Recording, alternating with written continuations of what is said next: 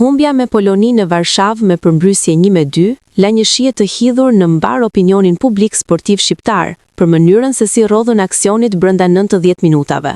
Goli i pjesës së parë shënuar nga Arber Hoxha nuk ishte mjaftueshëm për kuqezint, të cilët u dorëzuan pas rikthimit të çmendur të polakëve që morën avantazhin në harkun e 10 minutave, fal Lewandowskit dhe Zielinskit.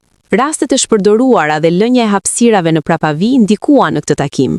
Ishin 2 mundësi të pashfrytëzuara nga Nedim Bajrami dhe Stavro Pilo, të cilët nuk gjetën rrugën e rjetës shumë fare pranë portës së mbrojtur nga Kamil Grabara. Bajrami kishte shansin e shkëlqyer për ta quar rezultatin në favorin e Shqipërisë në 2-0, përpara se sulmuesi i Barcelonës të goditste sakt një top të ardhur nga rivënja këndore, duke mposhtur kështu portierin Strakosha në një dalje të nxituar.